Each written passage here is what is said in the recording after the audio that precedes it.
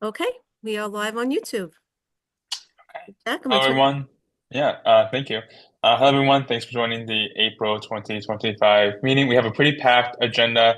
I'm just going to quickly run through it, and then we can kick off. So first, we'll have a street naming application for 7th First Street and at 11th Avenue.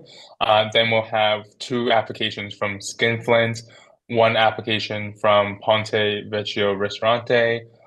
We will have a presentation by an assistant VP at the NYC Ferry, an update on car share programs, and then a review of New York State Senate Bill S4045A. So without further ado, let's kick off with the street renaming. Okay, we have Senya Frangipani is here um, as the applicant for this application, as well as Rosa Casella's daughter. I saw her online, Julia. I'm going to turn it over to Senya. So first, I'm going to explain that the request to rename the east side of 71st Street and 11th Avenue was received by the district office. Rosa was a longtime board member of Community Board 11 and an active member of the Dyker Heights community. I did send out lots of the letters that the board received in addition to the application. And just as a reminder, CB10's review process is over 2 meetings. The first meeting, which is month 1, which is where we are today, the Traffic and Transportation Committee is provided with the application and entertains a discussion or questions. The TNT chair provides a brief informational report at the general board meeting. And then next month, which would be month 2, is a public hearing where we could field more questions. And that's when a committee recommendation to the full board is rendered. So I'm going to stop my share and let Senya speak now. Senya? Excuse me. Good evening, everyone. Again, my name is Senya Frangipani, and I am the Director of Social Services at NIA Community Services Network, formerly known as the Neighborhood Improvement Association. I worked with Rosa Casella, our former executive director, God rest her soul, was a beautiful inspiration to the community. So I put in this application in regards to remembrance for all her dedication and her hard work that she, worked in the community with the precincts, Community Board 10, 11, Bay Ridge, Dyker Heights, Bensonhurst, you name it. Rosa was out there in the community. Again, she worked with after-school programs, summer camps, anything to bridge the community and make life a little bit easier for working parents. So I would greatly appreciate it if you would look into the application and think about renaming 71st Street and 11th Avenue after Rosa Casella for all her dedication. And thank you so much. Thank you, Sonia. Okay, any discussion? Carmen? The one thing I remember about her, and I just want to give my condolences to her staff, folks, and coworkers, is she attended a lot of different type of meetings, and a lot of Steve, can I ask you to go on mute? Carmen, can you repeat your statement? We're not able to hear you on Zoom. Josephine, you guys are still muted. Oh, okay, go ahead, There we Carmen. go. When I would see her at different meetings, I was always impressed by her enthusiasm, the amount of work that I knew had to go into the event she planned. And I would always say to myself, if I had kids, I would bring them to that event. But since I don't have kids, I would give the flyers, we would publish it in my church bulletin. I would give it to my friends, especially those who were teachers in that area. And they would all say the same thing. It was a great event. They had fun. It was safe. And I feel sorry when there's a loss of human being, of somebody like that who has a generous heart. I only have good memories of her from different meetings from throughout the neighborhood. So I will tell you in advance, yes, I will vote yes for this, because people who approach events like from their jobs with such enthusiasm is always good to see. And it's always heartwarming. And she always had the best spirit about wanting to promote different interactions between different groups. And she always had a heart for low income and any group who needed help or anybody who just needed a friend. So I'm just glad that this is something we can do in her honor. Thank you. Okay, Jack? Okay, thank you so much, Senya, for first applying and speaking with us. So I will present this to the broader board next week, and then we'll meet together again to actually vote on this the following month. Thank you. I Great. really appreciate it. Thank you. Okay, so we have a next item on the agenda. I see a is- hand raised from Steve. Did you want to say Oh, something? I'm sorry, Steve, I didn't see you. Yes, the only question I have, I support this all the way. I want that to be on the table right up front. What I'm a little bit confused as to why you chose Community Board 10 instead of Community Board 11. I know she was active in all of them. Is there a specific reason for that? Are you addressing that to me, Steve? Yes. Oh, okay. Well, Rosa lived and resided in Community Board 10 and also worked in Community Board 10. Oh, okay. That's fine. Like I said, I support it all the way. Okay, thank you. Okay, great. Okay, Jack, so we're going to go to the second item on tonight's agenda, which is an application from two applications from Skinflints. It's listed by DOT 7902 Fifth Avenue, outdoor dining application number 20240803030032 for a sidewalk cafe on 79th Street, 53 feet long and 5 feet wide with 5 tables and 20 seats, and on Fifth Avenue, 16.5 feet and 5 feet wide with 2 tables and 8 seats. And I just have some photos up here, and we have tonight with us Lauren Hall from Skinflints. She's one of the managers here, and Lauren, if you wanted to add anything to the application. So I'll show everyone the layout of the, you could see here a photo of it. So the tables will be alongside the storefront. It is a very wide storefront, both on the Fifth Avenue and 79th Street frontage. Submission in the application, this is a diagram of the Fifth Avenue side. So the application is for 16.5 feet times 5 foot setup with 2 tables and 8 seats. The layout for the cafe on 79th Street is the sketches here is for a 53 foot by 5 foot setup with 5 tables and 20 seats. The hours of operation for Skinflints is listed above, Sunday through Thursday from 11:30 a.m. to 11 p.m. and Friday 11:30 a.m. to midnight. CB10 does have its standard outdoor dining stipulation agreement, which is part of the application and was reviewed by the applicant. And it is featured here. So I'm gonna stop my share and then open it up to questions. I see a hand raised. So Steve? let me just clarify 6311 complaints since 2022. What No. were Since 2022. what were they like primarily composed of, like noise complaints or? Yeah, and actually I think it was noise related to a fan, not to the outdoor dining. That I think since has been repaired. Oh, interesting. Oh, Would like to know a little bit more. Yeah, actually replaced. Okay, fascinating. Okay, so in the actual application, the last question in the operational details indicates background music, live music, amplified acoustical music. Can you talk about that a little bit? Yes. So it would just be small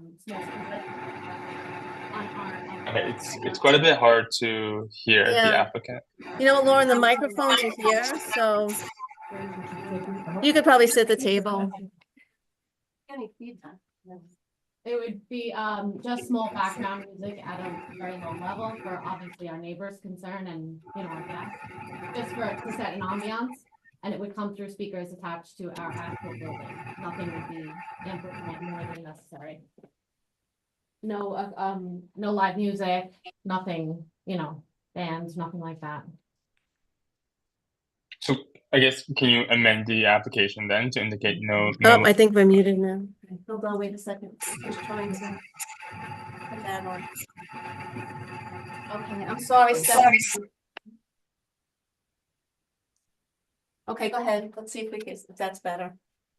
okay. Is it possible to amend the application to like remove that statement of live music if you are not intending to have live music there? We checked the background part of it, not the live music section, Okay, understood. Underline, yeah. underline rather. Underline background. Stephanie, you have your hand up? Has this location had sidewalk cafes before? I mean, I remember the roadway cafes, but was there a sidewalk cafe?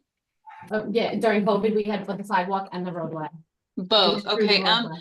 I'm just curious, from the photos, those are pub tables? Right, Okay, two on Um, either side. have you ever had trouble with,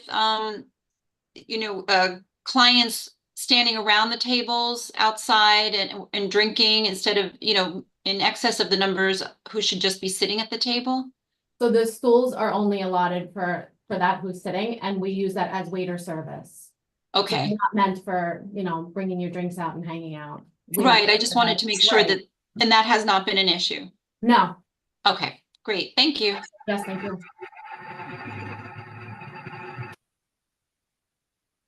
Okay, I don't see any other hands on Zoom, and I can't see the room itself. So if there's anyone in the room, Yep, nope.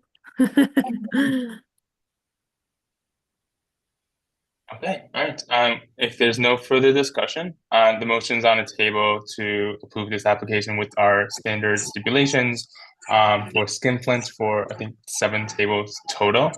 All in favor, please raise your hand.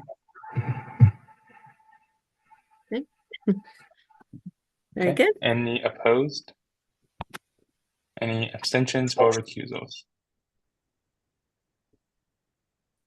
Okay, I can't see the room, so hopefully you No, can. everyone, it's unanimous, yes. Okay, great. Thank you. Both Larry and Carmen voted in the affirmative. Thank you.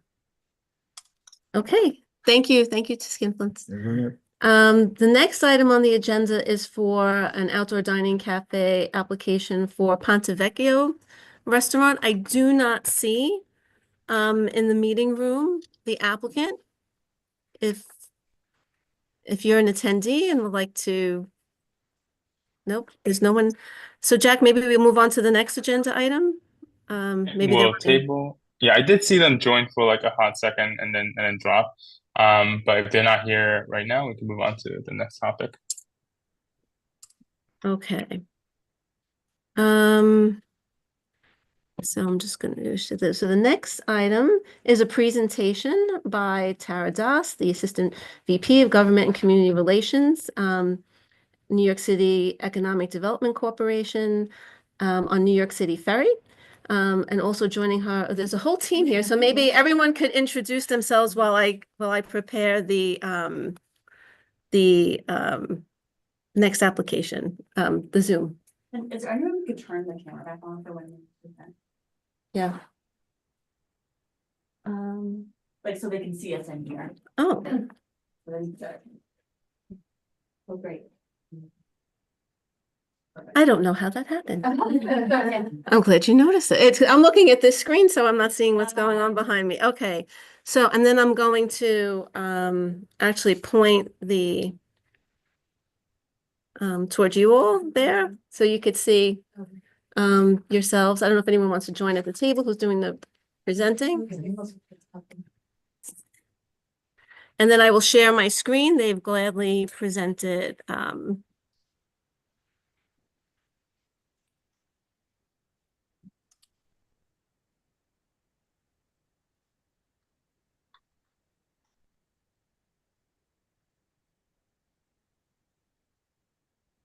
oh, you're welcome. Okay. Hi, everyone. Can everyone see that? Great. Fantastic. Thanks so much for having us here. My name is Tara Dawson from EDC, as was presented. How's it, Catherine? Hi there, my name's Catherine. I'm on EDC's NYC Ferry team. And I'm Christina. I'm the community engagement coordinator for NYC Ferry under the Hornblower side. Great, welcome. Okay. Great, so we're gonna present a general overview of NYC Ferry, our ridership, our schedule, how to sign up for the discount program, and general workforce opportunities, and excited to hear your questions as well. Great. Okay, we'll go to the first slide. Great. Yeah, so we'll start with a quick overview of the system and our service. We operate across all 5 boroughs. We have 25 landings and 6 routes. We have one route that goes from Pier 11 to Governor's Island, which is a shuttle during our summer weekends. And we operate 7 days a week, year round, from approximately 6 a.m. to 10 p.m. In terms of fares, we have a couple different types of tickets, as we talked about a little bit earlier, and Christina will touch on a bit more. We have a discount program that offers one-way tickets for $1.45. We have a 10-trip pack that costs $29 and comes out to $2.90 per ticket, the same price as subway and bus. And then we have a one-way ticket that costs $4.50. Okay, great. Next slide. So NYC Ferry has 4 schedule changes throughout the year. And that really depends on season. So we have a summer, spring, fall, winter schedule. Right now we are in our spring schedule that went into effect on Monday, March 31st. And that'll last through about mid-May. Then we'll switch to our summer schedule where we will see slightly increased service, specifically on weekends. Next slide.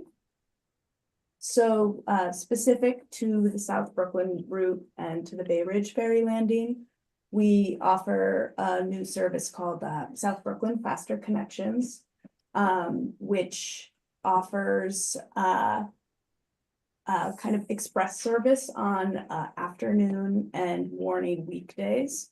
And we do this by skipping certain stops along the South Brooklyn route. And the goal of this is to reduce travel times from Bay Ridge to Manhattan. So you'll see about 20 minutes of travel time savings through our South Brooklyn Faster Connection service, kind of compared to our regular local service, which runs about every 45 minutes.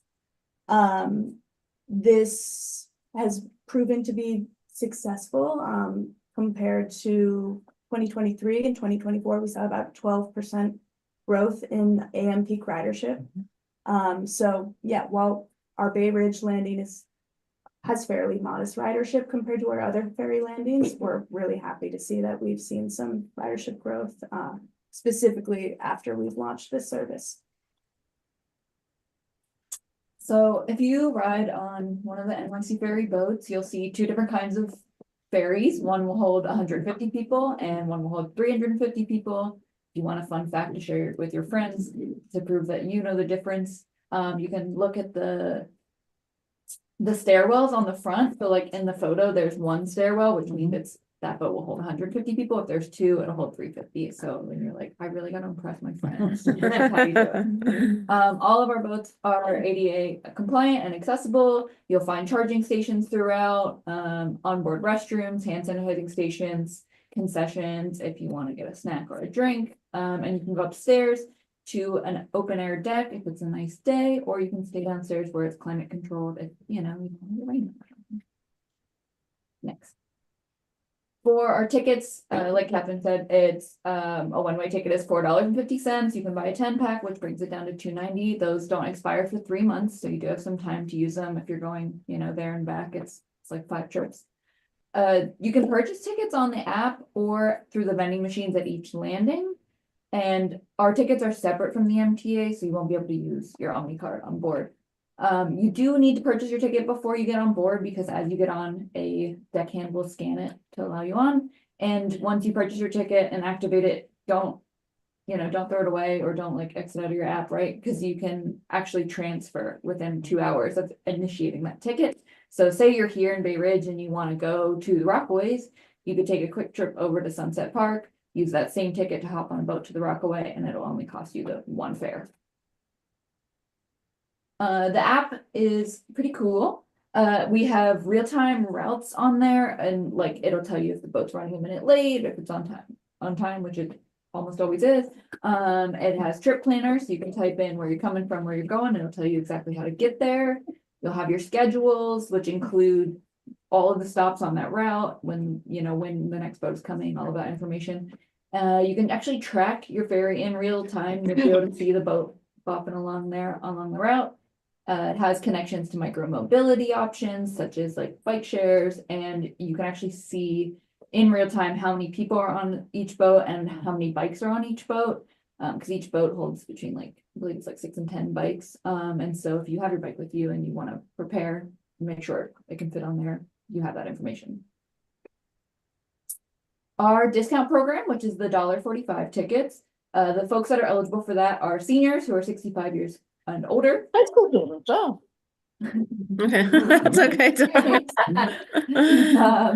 People who with disabilities, Fair NYC participants, and NYC high school students.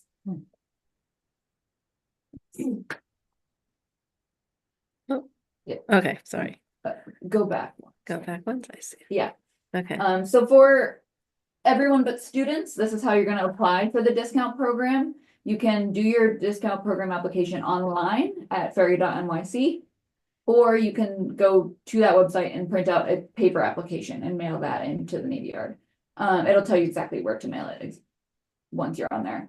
You will select your preferred method of communication, whether you want to get an email or a letter in the mail to say you've been approved. You should hear back within 30 days. And then once you're approved, you can purchase your tickets through the app or in person at the Wall Street Pier 11 ticketing window. Not at the vending machines at each landing, only on the app or in person at Wall Street. And then you just hop on the ferry and enjoy. For students specifically, hopefully students have access to their New York City student account. They call it NYXA, I believe. Within that portal, you can go to the transportation tab, and there should be an NYC Ferry logo that you can just request your discount code. Once you have that code, you plug it straight into the app and it'll give you the discount. And so students shouldn't have to wait 30 days. It should happen pretty automatically.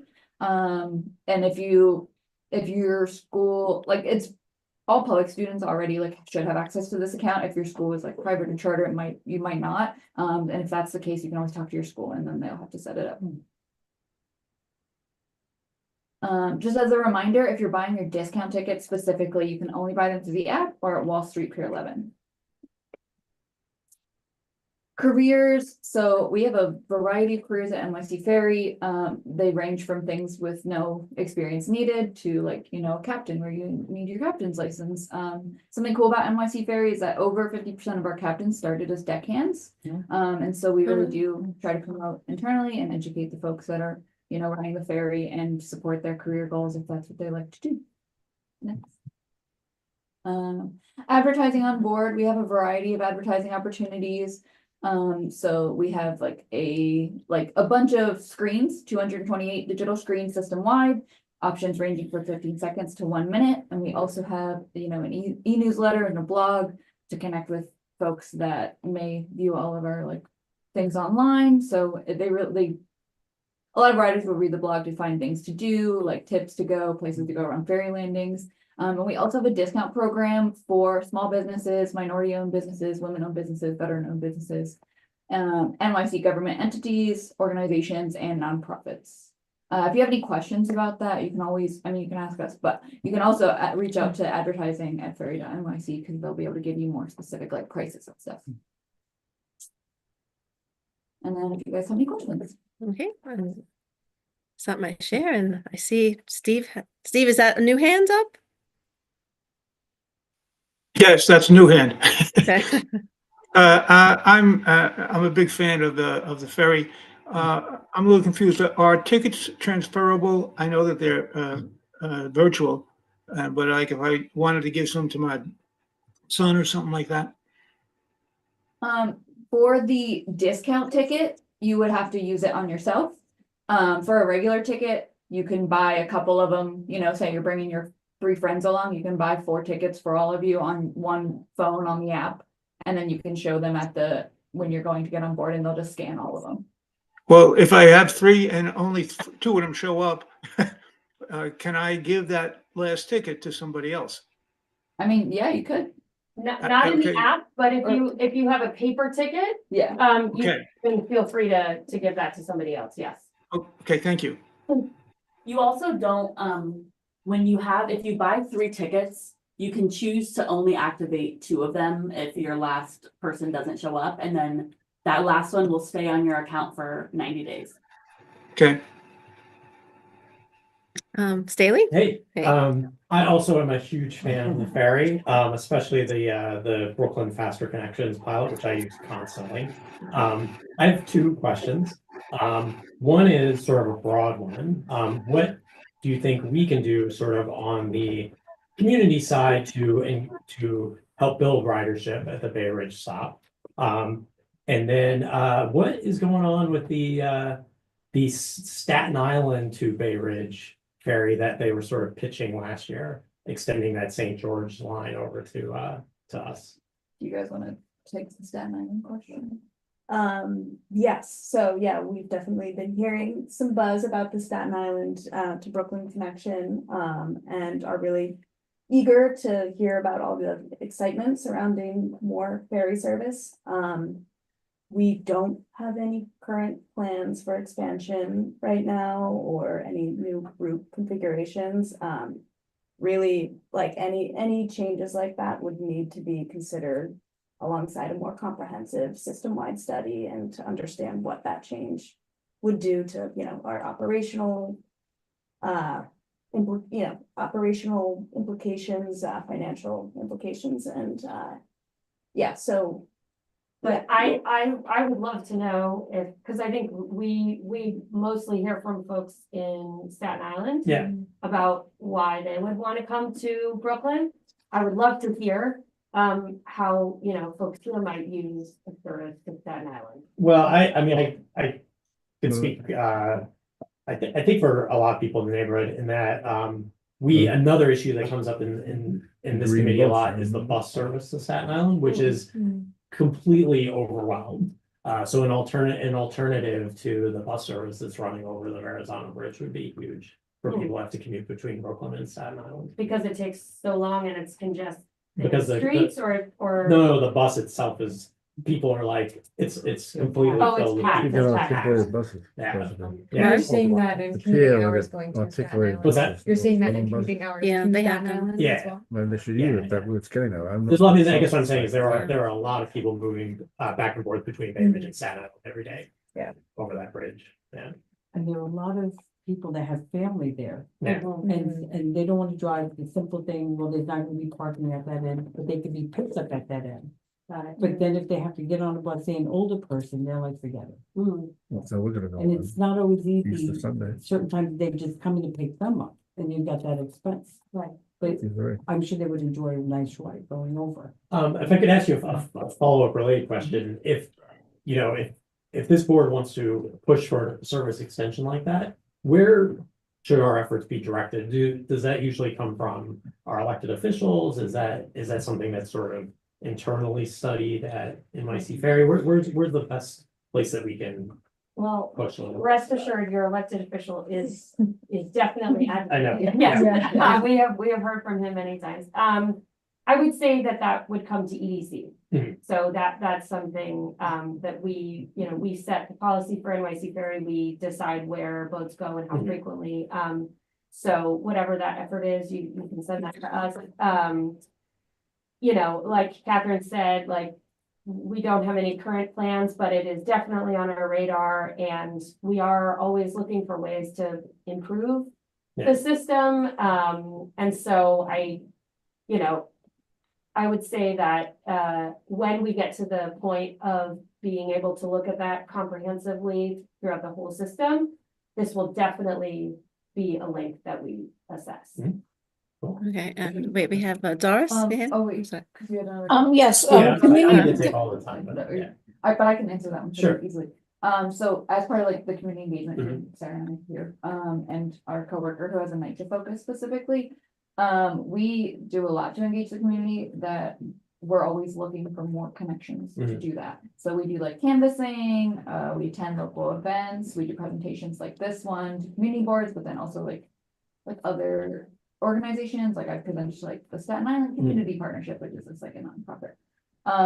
We do like volunteer events, so like this week and next week, we have a bunch of Earth Week volunteering that we have coming up.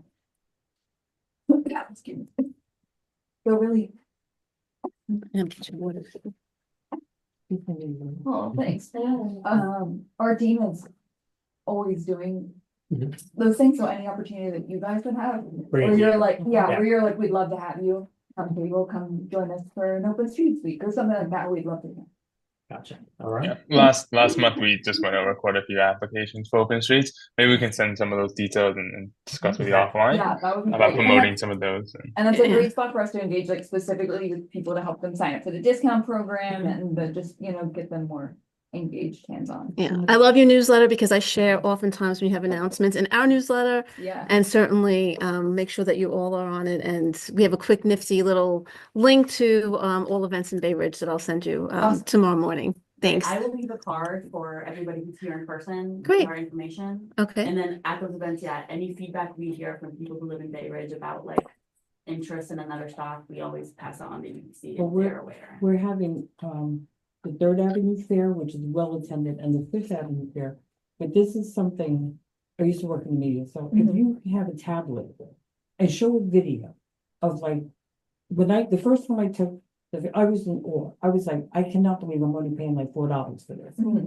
It's just such a magnificent view. And like when you're passing Coney, like landmarks that just showing a video with something like that to show people who have maybe never been on a boat, as long as they live in New York, have a celebrity or somebody well known, it would make the world of a difference. But I will tell you that the one thing, I don't know if it's a senior thing, because I go to a senior center and I'm a senior, there's sometimes when you have QR codes or so, it's just very baffling to see. Yeah. Where if you could just come up with a graph that's just a little bit more simple, Yeah. because it's almost like we lived in a world that was handled this way.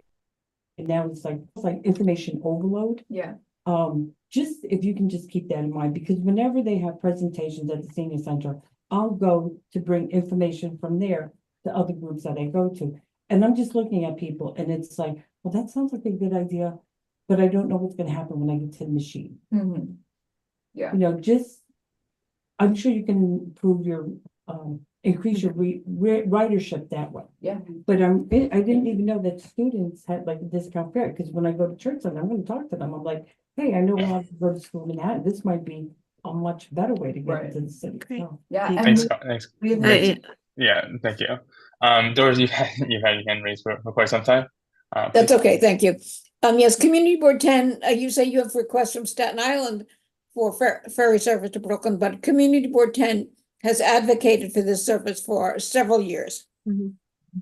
For many reasons, but an important reason would be, it would be access to Staten Island for bicycle riders. Right now, there is no access, and it would be an immediate, not a multi-year, multi-billion-dollar project, but it would be an immediate access for cyclists to get to Staten Island.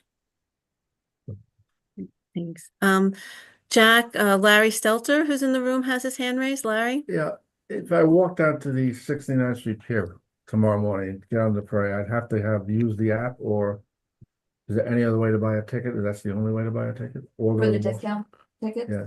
For the discount tickets, yes, you can only buy them in the app or in person at Wall Street. So you could go to Wall Street and pick up a couple for when you're around here. And hold on to them because they don't expire for 90 days, but 90 days. yeah.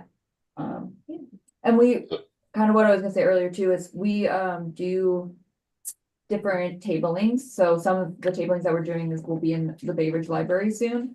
I can send you the info for that. And that's like an opportunity that we use for folks to come up and sign up for the discount program. And then I always offer to show them how to use the app. That way they get like a rundown of how to buy the tickets. That way it's a little bit easier moving forward. Do you have staff at the pier guide the prospective writer on how to get the apple. At 69th Street? Yeah. No, we don't have staff. You know, that's Do you have just- signage there? I mean, Signage? yeah. Yeah, the only pier that's like actively staffed is Wall Street, to my knowledge. Right. Jack? Yeah, so I have a series of questions. So so one of the questions was about why just Wall Street with the discount fare. I believe you mentioned that it's unstaffed, or the 69th Street one is unstaffed, which kind of answers that question. Do you guys expect to have connectivity? I know you mentioned on the app that you can see the ferries in the app as they ride along. Do you guys expect to have connectivity with Google Maps or Apple Maps or anything like that that would make finding those transition points easier? Yes, you can see the ferry in Google Maps, in Apple Maps, Yeah. and in all the maps. It can be tricky sometimes, because if you're not close enough to the ferry, it'll probably send you to the thing that's closer, which might be a bus or a subway, but yes, definitely it's there. And our data is open also, so it all feeds into those maps. Okay, great. Do you guys expect to use Omni at some point in the future? So, we won't be using Omni, but we do have plans to upgrade our ticketing system to a tap and go, system that's like Omni. So it will have the same features. It will be as easy to use. You know, you won't have to go to a ticket machine to get a ticket. We're also gonna replace our ticket vending machines so that you can buy a discounted ticket at every single landing. So that's a really big project that we are hoping, to launch in the next year or so. We've just started that, and so we will be moving to a much better ticketing system that will make things more accessible and easier. But it won't be Omni per se. You mentioned that was later this year. No, I would say in a year or so. Okay. Do you expect that to have the same kind of pricing structure where you would, purchasing 10 tickets versus purchasing individual tickets? Yes, we're looking at options and working with Hornblower, who's managing this project for us. We'll still have the app available.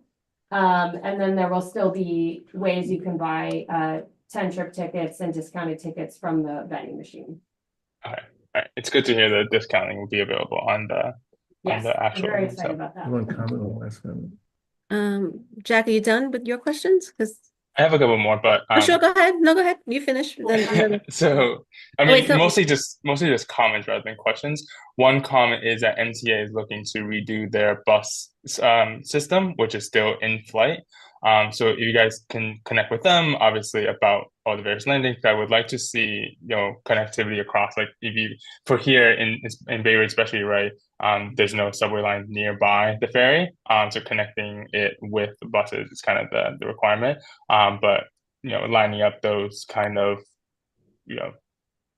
lining them up, in terms of getting more people onto landing, I think it would be a good idea for you guys to have that in discussion. And then secondly, next month we'll be discussing city bike locations. One of the most popular on the map so far is in the park, Owlshead Park, and nearby your landing. But it would be good to have a discussion with the expansion point. I believe within the expansion later this year that's going to happen for city bike. This in CB10 is the only one that really touches a NYC ferry spot. I'd love to see City Bike near the landing, so whatever we can do to help you in that effort, please let us know. Great. Okay, Jack, Larry has his hand Just raised. one comment. I mean, I've been to Sydney, Australia, and there the ferry system is fully integrated with the public transportation system. The buses, trains, all completely integrated. And it's just like, Harbor City, just like New York, there's ferries all over the place. It's like a whole net right in the harbor. It's just a comment. I don't know if you want to be involved with the, subsumed by the MTA, but I think you want to keep your independence for now. Okay. Thank you. Okay, I don't see any other questions. Did you have something else? Sure. I was just gonna answer Jack's initial question about why Wall Street Pier 11 I should have reframed that. It's not that our other landings are unstaffed, it's just that they are not intended to have staff. And the Wall Street Pier 11 landing is where almost all of our routes kind of converge, and that is where we have staff who are like designated ticket booth staff who can confirm your participation in the discount program if you want to buy paper tickets. So that's why you have to go there to get paper tickets for the discount program, and you can't do it at the vending machine. That's great. I guess my comment was mostly that, like, especially for the older folks, right? Having to go to a physical location and or trying to figure out this app, as you mentioned, like, it's easy maybe for like, younger people to figure out who are used to it, right? But, especially older, you fill out application, 30 days later, you get an application and you have to fiddle around with the app. Like, that just seems, quite a barrier, to get started with the program.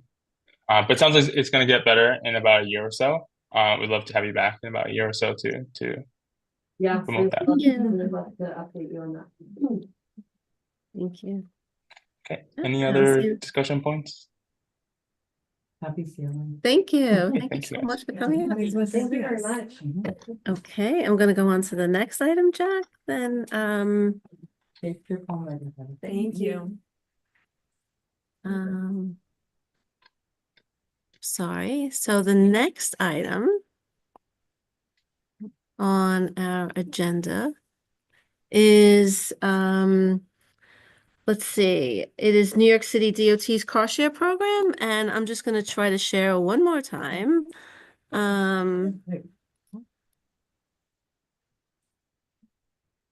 So just bear with me. I'm gonna stop this share, and then I'm gonna share again.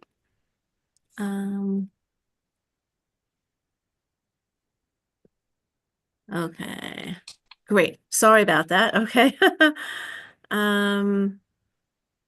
Oh, I'm sorry, Leroy, I'm gonna turn it over to you. Yes, And I am then, here. And I believe I'm gonna bring up, I'm sorry, everyone. no, but I think Stevie Technical has, difficulties. Yeah. Hi, how are you? I'm Josephine, if you let Stevie share, she Oh, I has it have on it. hers as well. I There we have go. it. Oh, okay. It took me a little bit, Stevie. I'm so sorry. No worries. Okay. All right, perfect. Thank you. Hi, everyone. I'm Stevie Feig. I'm with the Department of Transportation. I also have our counterpart, Troy Fishman from Zipcar here, who will be talking about Zipcar in just a couple of slides. So I'm just going to talk to you about what car share. Oh, sorry. Could you go to the next slide? Sure. Thank you. A little bit of background about what car share is, how we started the program, and where we are right now with it. So just a little background. Car share provides on-demand short-term access to a shared fleet of vehicles, typically through membership. You pay an annual or hourly fee. So our car share program is on street, and we as DOT launched the car share parking pilot program in 2018 as is mandated by City Council. We had Zipcar and Enterprise as our partners. The pilot program comprised 230 spaces on street, along with 55 spaces in our municipal parking facilities. Over this 2-year pilot, we averaged 24 trips per space per month, with an average of serving 17 households per available vehicle per month. The pilot program was in 14 select neighborhoods. And with this program, we also conducted customer surveys, and we partnered with Berkeley University to also conduct surveys. And this survey saw that the pilot reduced greenhouse gas emissions and vehicles miles traveled by 7% and 6% respectively. Also, through these detailed customer surveys, we found that for every one car share vehicle on street, it reduced 4 personal vehicles that were either not purchased or were sold. Can you go to the next slide? Thank you. So this is also just a little bit of background. From the pilot program, we found that it was a success. And in 2023, we implemented the permanent car share program. We expanded the program citywide. So we now are in we're in every borough and pretty much every community. In 2023, we had Zipcar, Get Around, and Truck It as our partners.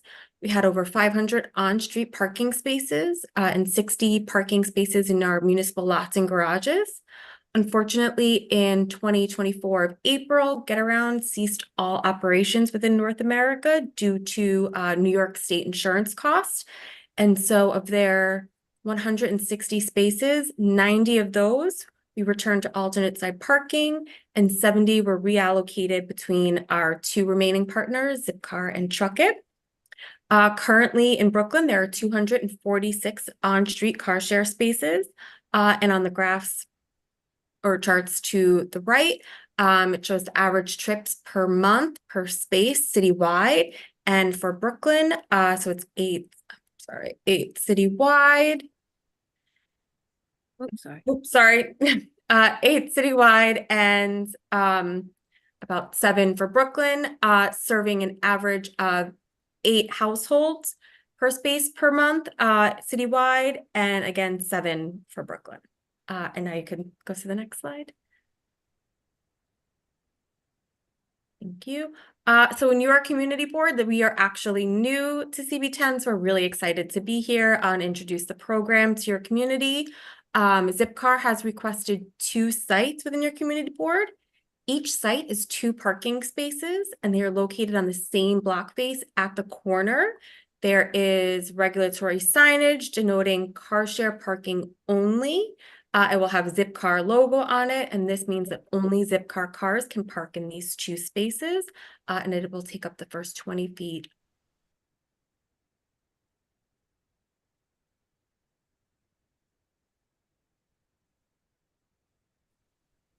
Stevie, you froze there. You're on mute. Would you mind repeating that statement Oh, again? sorry. Yes. I'm so sorry about that. Where did I cut off? You Something about finished 20 this slide. feet. Right. You finished this slide. Go to the Okay. next. Sorry. If you can go to the next slide, I apologize about that. So now I will let my counterpart, Tori, from Zipcar start. How are you? I'm Tori from Zipcar. I'm based out of Brooklyn Heights, just a few miles north of you guys. I'm pretty under the weather tonight, so I'm going to try and keep this brief, and I appreciate the opportunity to meet with you, and appreciate your understanding. Zipcar is the world's leading car sharing network and the largest car sharing provider in New York State. We've been operating for 25 years, since the year 2000. We've been in New York City since 2002. In New York City, we have over 2,000 vehicles at over 500 locations. We're serving 100,000 members across the 5 boroughs, plus a number of other people just in the tri-state region. We have many employees that live locally, including me. And we support countless local businesses, whether it's through our various parking vendors or through our service companies or garages or maintenance companies. And so we're really proud to be a part of the New York City community. Broadly speaking, car sharing and Zipcar as a whole, we're really focused on enabling simple, responsible, and sustainable urban living. 88% of our members in New York City do not own a car, and they rely on public transit or biking or scootering or car share for their transportation needs. 25% of them report getting rid of their car after joining Zipcar. Members report driving 40% fewer miles than they did before joining. And nationally, we find that each Zipcar replaces up to 13 personally on vehicles off city streets. I see Stephen has his hand up. Do you want me to take the question now, or do you want me to go through the slides and then do questions? Can you finish and then we'll go to questions? Absolutely. If we can move to the next slide, please. For those of you who are unfamiliar with car sharing and Zipcar's model, specifically, you use either your desktop computer or your phone to book a car instantly. If you want to book a car, it's $7.50 right now. If you want to take a car at 8 p.m., you can open your app right now, find a car, hopefully near you, book it, for anywhere from 1 hour to a couple of days and drive it. There are many use cases. People use it to go grocery shopping, to run important errands, to move furniture, to go visit their family in Staten Island, to run important doctor's appointments, everything that you can imagine. You have all the conveniences of owning a car without the costs and hassles of actually owning one. And we find that in New York City, our members save over $1,400 a month compared to car ownership. They're not paying for parking, they're not paying for gas, they're not paying for maintenance or car note or insurance or anything that's associated with a normal car ownership. Each reservation is a car, includes gas, it includes dedicated home parking spot. Various levels of insurance are available. In the very unlikely event you need it, we have maintenance and 24/7 roadside assistance, and 200 miles are included per day with each Zipcar rental. We go to the next slide, please. In CB10, we're focused on 2 sites, as Stevie said, 2 cars each site, so 4 cars total. We selected these specific sites based on a few factors. The main one is search data. If you imagine like a grid covering the whole city, we're able to see, pardon, we're able to see where members are searching for vehicles and where they're able to find them, but more importantly, where they're not able to find them and where there's unmet demand. And we found for the last few years that there's been a lot of unmet demand in CB10. So we're really excited about this expansion and to bring on-street car sharing to the neighborhood.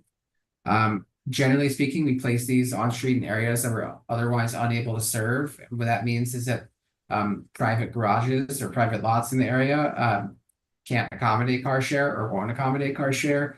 Oftentimes, even if there's a garage locally, you know, if you park your car, even if you're commuting every day, you're going in there once in the morning and once at night, a car share vehicle is being used by multiple people every day. And so sometimes they don't want to deal with the extra foot traffic that a Zipcar vehicle may bring along with it. So the on-street program is a great opportunity for us to supplement our private lots and garages. It doesn't replace them. We're not pulling vehicles out of private garages in the neighborhood to place them on street. These are additional cars that are coming into communities so that people can rely on car share as a reliable transportation option in lieu of owning a car and parking it on your streets and creating more competition at the curb. And we also want to place these in areas that are easily accessible, whether it's by public transit or by foot.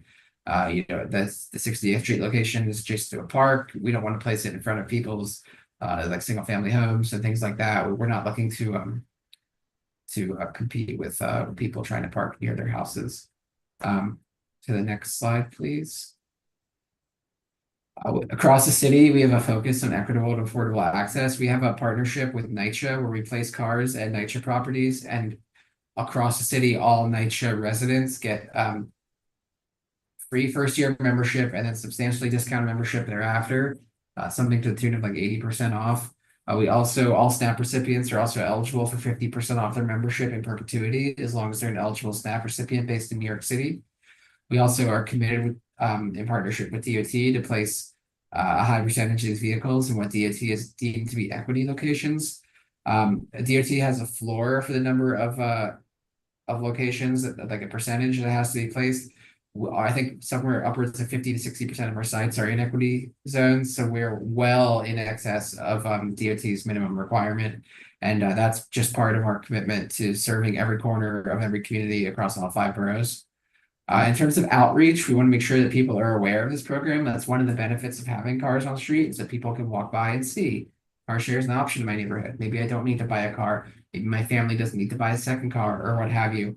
And so we'd love to work with the community board to make sure that everyone is aware of this as an option, and to supplement both our national and local PR and outreach strategies. We also love to work with community organizations, whether it's for an open street or otherwise, to engage in causes that align with car sharing and align with creating space and more sustainable communities. So if you guys have ideas, please don't hesitate to reach out following this presentation. I think that might be it. Is there another slide? Questions? Fantastic. Okay. So I'm gonna just stop my share. Jack, I'll turn it over to you.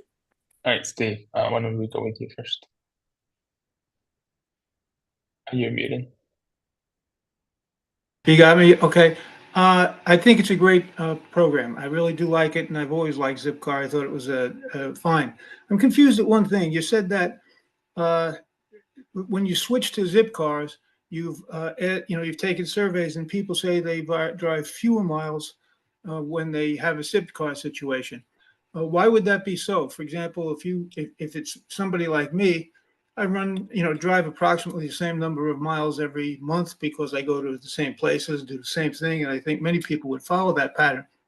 Is there any reason that they give you as to why they drive fewer miles? That doesn't seem to make sense to me. So that was actually in our Berkeley survey that we worked with the university on. They found that having car share spaces on street overall reduced vehicle miles traveled because people weren't in their individual cars. They were all sharing one car. I can also share that survey with you and the board. It goes into way more detail and the mathematics behind it that I cannot do justice. But overall, it found that car share as a whole, having available car shares, cars on the street reduces greenhouse gas emissions and vehicle miles traveled. I Was could that also add to- if I can just the question, is that an appreciable amount? Are we talking about just like a few miles? Are we talking about like, like 10,000 miles? I'm trying to get an idea on that one. It just I doesn't do seem not huge. have the actual miles on hand right now. Again, I can get that information to you guys tomorrow. I'll send over the full report that has all the numbers, all the details, everything. Thank you. I'd like that. Can we get the survey as well, please? So I don't have the individual survey, but in the Berkeley report, it breaks down everything, how many people were surveyed, when they were surveyed, and their patterns. So it's in the entire report, and I will send that over. I'll send that to Leroy, send that over to you guys. But that doesn't really help us understand the results if we can't see how the instrument that was used. I'm not sure I understand. Your results, does it- your does this- results can reflect anything you want. I mean, I know you're doing it through Berkeley, and it's a university. But I would want to see the questions that were asked in total. Like if there were anything left out of your report. I will send over the report. It has way more detail in it than I can do justice on this call right now. And if I will double check to see what questions are shared in that. Doris? Oh, Doris, you're on mute. I'm sorry. Doris, you're on mute. I have a question for you, Josephine, and you, Leroy. I remember having Zipcar and DOT come to us with car share several years ago. And I remember one spot was in the 70s near Fifth Avenue, not too far from a supermarket. And you don't have those spots anymore. What happened? I don't remember coming. Did we come to CB10 with locations? Yes, a very long time ago. Okay. So we may have had initial. It was not Zipcar. Right. It might have been Get Around. So we Yeah. might have had initial requests in this community board. And then when we did some further research and Get Around did also some further research, they may have removed their request. But Get Around also, due to insurance costs, they are a peer-to-peer car sharing company. And New York State has very specific insurance requirements and insurance costs. So unfortunately, they have left America as a company. They're not operating anymore. Was there any outreach or research done in Community Board 10 to see the need, or was it just a projection from other studies? It was certainly a projection from other studies. And like Tori had said during his pitch, they did supply and demand data. We already operate in CB10 via private lots and garages. We don't have a huge footprint, but we do have a footprint. So we're able to gauge based on existing members what demand is and what unmet demand is, more importantly. And there is a fair amount of unmet demand in CB10. So we're confident that the membership base already exists, so hopefully expand to utilize these vehicles from the moment they're on the street. And we communicate with DOT on a very regular cadence. In the event that proves to be wrong, we will not leave these cars in your community if they're not being used. The goal is for people to use them, and if they're not used, we will work with DOT to remove them. Thank you. What do you guys do in terms of high car demand, let's say like Memorial Day weekend? So we do not engage in like surge or airline style pricing, if that's what you're getting at. Like, if you booked a car, my example was 8 o'clock tonight. If you booked a car for 8 o'clock tonight this morning, or if you booked a car for 8 o'clock tonight 6 months ago, the price should more or less be the same. There are, of course, some price fluctuations, like a Monday through Thursday rental may be slightly less expensive than a Friday through Sunday rental. But and we do have seasonal infleeting and defleeting. Like, for example, people in New York City tend to drive more in the summer and warm weather months than they do in the winter. But that doesn't really impact the on-street spaces. That our infleeting and defleeting is primarily done through our private lots and garages, but we don't necessarily add cars specifically for like Memorial Day weekend or an event. But the general fleeting strategy for New York City is somewhat separate, and it is more of like a seasonal ebb and flow as opposed to like an acute increase in fleet, if that makes sense. Yeah. I looked up the report online. It's available online, and it doesn't actually include the instrument of the actual survey questionnaire. Maybe you can help dig us up a little bit just to help answer this question, like any kind of specific details or any report from UC Berkeley. That would be great because it's primarily like headlined by DOT in the report itself. But we'd like to see a little bit like deeper research if possible. Another question I had was around electric vehicles. Do you guys have any electric vehicles in? I know these cars are probably not going to be electric, but in the rest of your fleet? Yeah, we do have EVs in our fleet. We have EVs in Brooklyn. I'm not sure if we have them in CB10. I'd have to look where the closest available locations are. Our biggest headwind with EVs is that it's very hard to find places to put them. If you guys have leads on EV chargers and CB10 that are looking for a car, please call me. But we're working with DOT to do on-street charging. I think that's a project that's, years away at best. But we do have EVs in our fleet. We look forward to a fully electrified future. But we're working within the confines of the environment, whether it's the political environment or otherwise, to get us there. But baby steps, and we're really excited about the progress we've made thus far. It'd be cool to have a program where if the Zipcar location is not being used, it could be used as a charging spot in the meantime. Yeah, so we are talking internally now about what an on-street program could look like versus DOT also has level 2 and fast chargers in a lot of our lots and garages. So we are having a lot of talks of what that could look like, how we could do it. On street is a little more nuanced than in the lots and garages. Like Tori said, we have very specific funding with very specific requirements, and the political climate, we're not entirely sure what is still going to be coming in. So we're just it's in the works.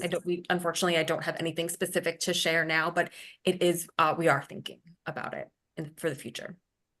Okay, great. Any other discussion? Any other questions?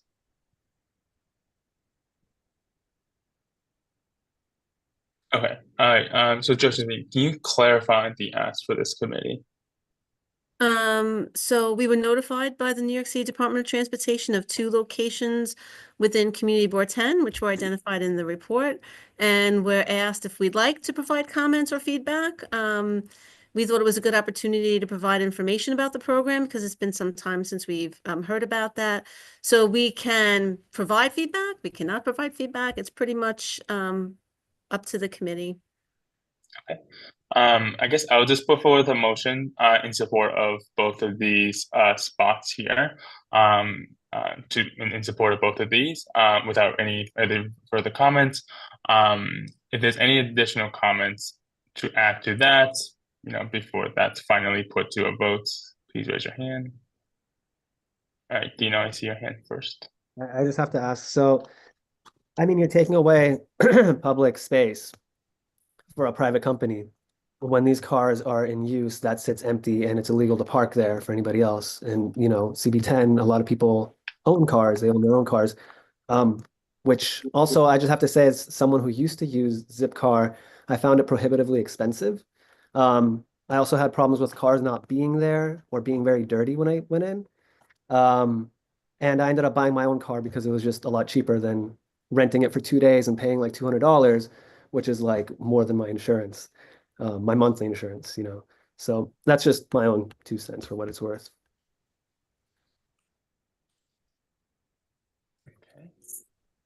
So what we have seen with the pilot, and in this last year, and in our hopes and our goals for this program is, actually the opposite of you, is we are hoping that because we're providing, cars at the street, you don't have to go into a garage, wait 10, 20 minutes for an attendant to get the car. You can go right there, open it and drive, that we can serve multiple households without having 1 or 2 cars to each household.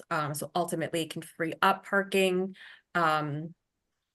and perhaps stop people from buying cars and selling maybe the second car that they have. I guess another thing is like, there's an abundance of empty parking lots in our district that just sit there, Yes. you know, and like that could just be utilized for car share programs. So you don't have to take street parking from people who live here and need it. It is a finite resource. And yeah. Yes, yes, that is actually a comment that and suggestion that we have received previously. Unfortunately, we as the Department of Transportation, we can't negotiate a private lot for Zipcar. That's something that whether it's a grocery store, a bank, whatever, would have to negotiate with Zipcar. That's something that can absolutely happen. We just, as a department, can't broker that partnership. Does Zipcar Troy, have- can you speak to that? Yeah, we have a team that goes to locations in every neighborhood that we operate in across the city. Unfortunately, just because you see a lot empty doesn't necessarily mean that it's accessible to us. I mean, if you guys have specific ideas, I'm happy to relay them to my team. They're always looking for new locations. But oftentimes, like in partnership with this location, or sorry, in partnership with this program, we've sent out our team into the communities. And oftentimes, like for example, there'll be like a bank with an empty parking lot that nobody ever uses, but the bank is not allowed to like individually lease their spaces or what have you. Again, if you have individual locations that you think are looking for a customer and would be suitable and amenable to car share, I'm happy to pass it along. But generally speaking, we're requesting these sites in these locations because our team has been unable to find suitable private parking locations that are interested in hosting a car share vehicle. Stephanie. Thank you. Is DOT the agency that's in charge of enforcing parking or no parking in those Zipcar spots? And during the pilot, did you find that that was an issue? Yes. So unfortunately, or I shouldn't say unfortunately, we work very closely with PD on enforcing illegal or block spaces in these sites. We did find it was a problem in the pilot, and about halfway through the pilot, we allowed, with permission from the mayor or the previous mayor, we allowed Zipcar Enterprise to mark the street to say car share parking only for greater visibility. And from that, we found that block spaces were reduced by about 69%.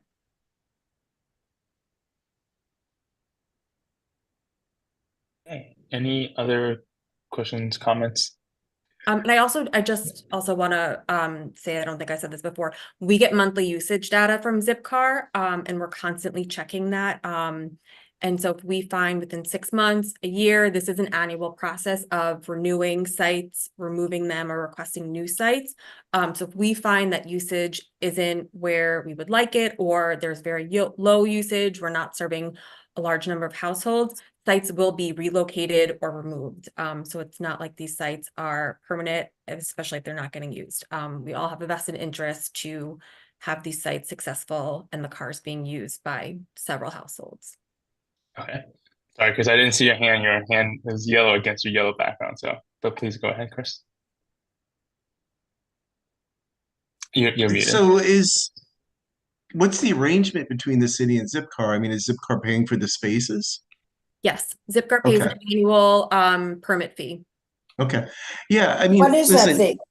I don't know, what mode of transportation ultimately wins out, whether it's, hydrogen fuel cells or EV charging stations or continuation of a combustion engine, whatever. The public parking, is really not free. It's just the least expensive alternative for people who own cars and can't afford parking in the city. I mean, you don't own the spot you park in. There's alternate side street parking. Your time is money. You have to move your vehicle. I just always have an issue with the city, getting involved in relationships with the bigger guy, or at least bigger than the average person who owns a car, to use public spaces like this and kind of impact or try to force our choice in terms of the modes of transportation we want to use.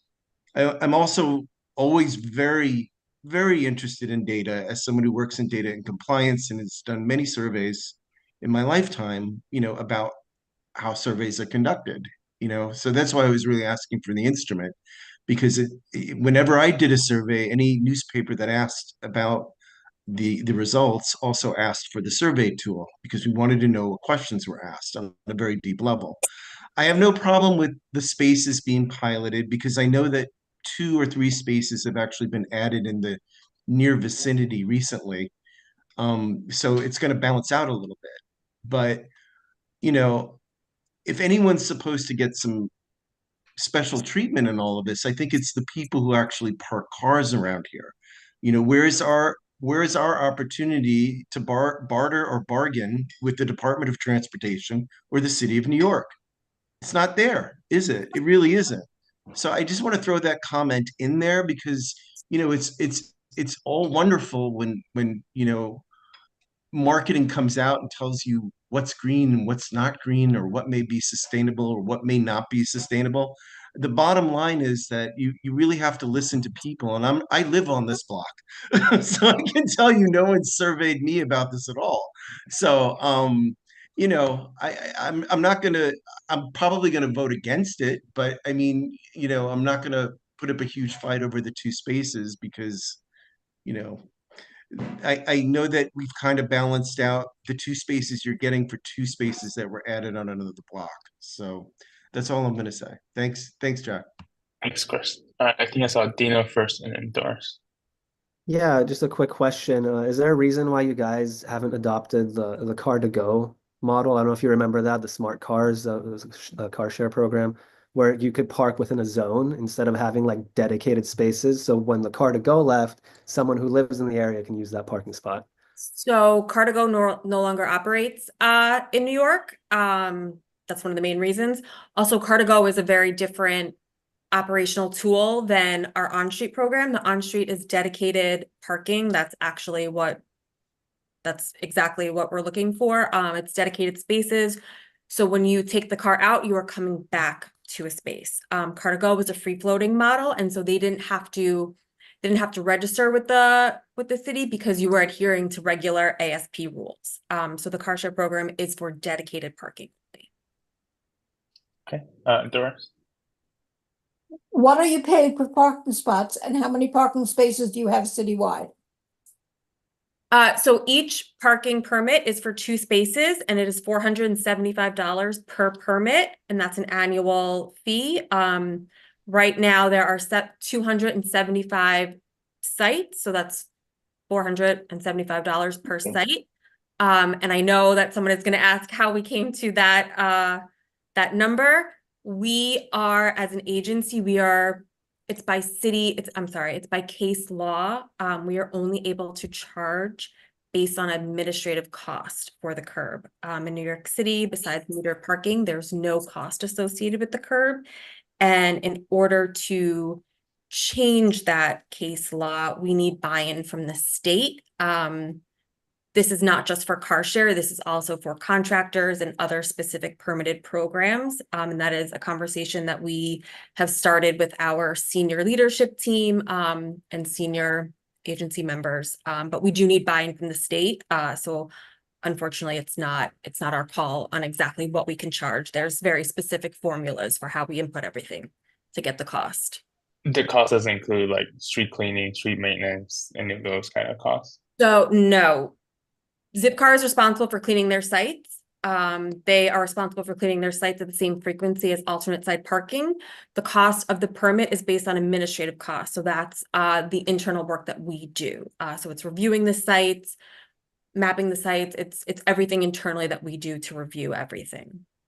Okay. And is inspections for those to ensure that that part of the street is clean in that frequency? Yes, we get monthly cleaning reports. And I also, if anyone sees a site that is not clean, substantially dirty, please feel free to reach out to me, Leroy 311. I would say I certainly get a lot of 311 complaints about the noise of the cleaners. So they are out there cleaning their sites. Okay. All right, Chris. Yeah, just really quickly, Jack, just to contrast that, the cost, hypothetically, if there was a car displaced from a public parking space, the cost monthly at the what is it, the old the parking lot in the 80s towards Fifth Avenue Right, the municipal garage. is $300, not the municipal garage. Oh, no, There's, okay. yeah, Sorry. it's the one. The Century Garage? Century Yeah, one?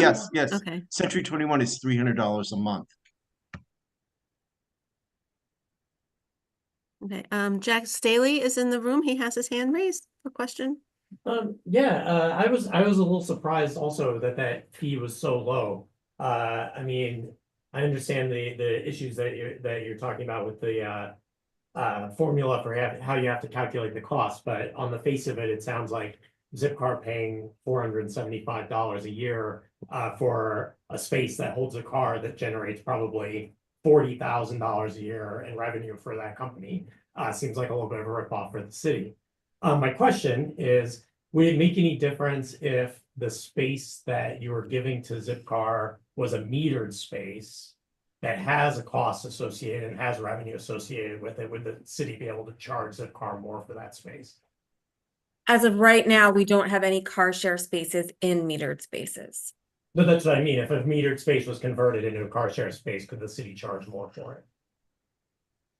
That I'm honestly not sure about that question. I would have to take it back and ask. As a policy decision right now, we don't have any car share spaces in metered spaces. I would recommend making sure that this permit cost is in the presentation moving forward. A little surprising for me personally that the cost is so low. It's a little disconcerting, to be honest. Any I other? certainly invite you to write to council members, legislative senators. Unfortunately, we just need buy-in from the state to be able to change that. I guess that's it sort of now makes sense why like private parking lots are not economically feasible to have Zipcar locations in those. Just respectfully, this isn't an either or, this is a yes and situation. We have it in private parking spots across CB10. And then we're also adding 4 cars on street. We're not removing any cars from private lots that are already there in CB10 or in the adjacent communities. How many cars do you have in CB10? I will have to get back to you on that. I know we have like probably 4 or 5 locations. I have to look at how many are at each. How many are currently at each location? Okay, thank you. Any other discussion? Carmen has her hand raised. Carmen? Dean, I just want to say that everything you said was a carbon copy of what we said at a meeting a couple years ago. It was like deja vu. One of the hardest things as a former car owner is to sit here and listen to potentially removing spots. That's the hardest thing, I think, as a board member, knowing how hard parking is here. It's it's going to benefit some people, but it puts a hardship on others. And everything you said, I just felt like I just went back in time and was reliving that same meeting from several years ago. Thank you. Jack, I don't see any more hands raised. Okay. All right. So motion on the floor is to support this. So we'll go through this motion first because I technically put it on the floor already, and then we can have a follow-up motion as well. So I'm sorry. I don't think we had a second. Is there a second for this motion? Okay. All right. Motion fails. All right. I will propose another motion to not be in support of these 2 spots, with a comment that the multiple different comments were said here. primarily around the cost of these permits, around the removal of the spots, around the lack of clarity on the actual study itself, on the benefits to the community. Really those three summary points here. Is there a second for this motion? Staley seconded. Okay, all right. Any further discussion? Mhm. Okay, all in favor to not approve this application? Okay. Any opposed? Okay, any abstentions or recusals? Okay, motion passes. Okay, thank you. Jack, I know Pontevecchio has raised his hand. He wrote into the chat that he was here as an attendee. He's moved over to be, do we want to go to that one now? Yeah, and let me just wrap up with one other comment. So, Stevie, I appreciate the comments around like speaking with the elected officials. I think we'll certainly take you up on that to discuss with them at some point in the future, especially around these costs and our concerns. Most likely, you know, the actual letter that will be drafting will CC the elected officials around the use of this program. Like this program seems great at its like core content, but it seems it needs some additional work. But it seems like it required council work instead. But appreciate the point there. I appreciate you guys coming here. Thank you. Thank you. So I can certainly follow up with the survey, any additional reports. I guess I should say this is more of an informational meeting. We have also, I believe, Leroy sent out these notifications to the council members. These sites, unless there's actual specific safety concerns with some of the sites, we are looking to install signage for the sites sometime this summer, most likely July. So I look forward to your letter, and we will certainly respond with any concerns. The study, I will see if I can get those very specific questions for you to share, and we can kind of go through Leroy for all that. Thank you. All right, Leroy, I'll send that out to you after the board meeting. Sounds good. Thank you. Thank you. Thank you, Stevie. Mhm.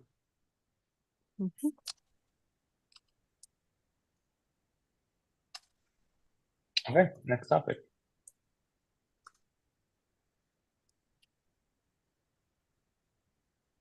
Okay.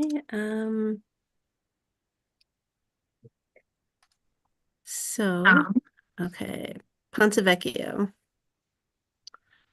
So dining out New York City application for ENBA LLC doing business as Pontevecchio Ristorante, 8810 4th Avenue, application 2025-012-30300001 for a sidewalk cafe on 4th Avenue, 24 feet long and 10 feet wide with 5 tables and 12 seats. I'm sorry. Let's see. Let me just go back to, okay, here we go. So the request again is for a sidewalk cafe with 5 tables and 12 seats. Pontevecchio has been operating at this location since 1989. There have been no 311 noise complaints for this location since 2022. Here's another photo of the street frontage in front of Pontevecchio.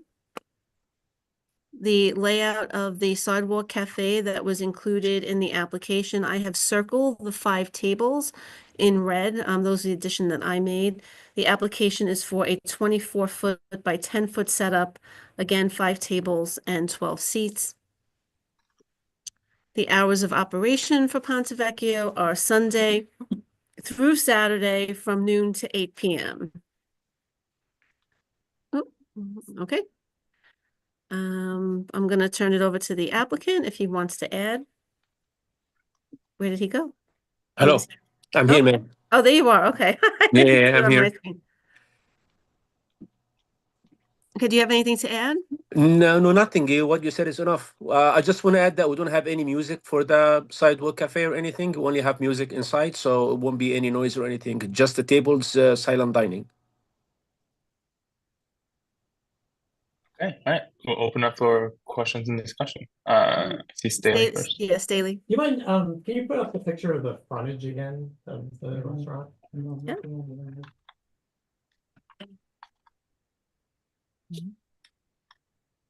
So unless unless I am looking at this wrong, it looks like you have valet operations going on in this photo. Is that correct? I see the cone. Yes.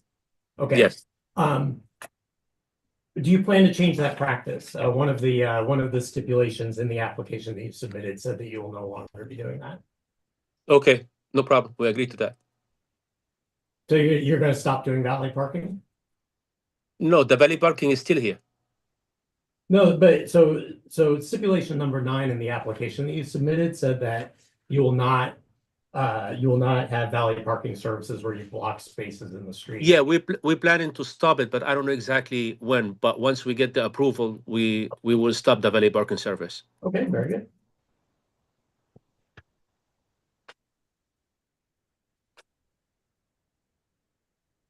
Okay. Any other questions, comments? Steve? Steve was very fast. Steve first. Yeah, just real quickly. My understanding is that the valet parking right now is already suspect as far as whether it's permissible. Am I wrong about that? I'm trying to understand it, that it's not, in other words, you can't just put out cones and decide that you're going to take over the street, which is what's happening here already. So I'm saying, like, as a show of good faith, would he stop this now? No, yeah. Well, I'll go talk to him right now. I'll make him stop it.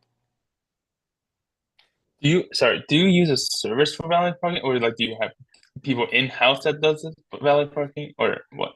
We have a valet parking outside for our customers. But if somebody want to use the sidewalk for the parking for regular, not even a customer, we're allowed to do that.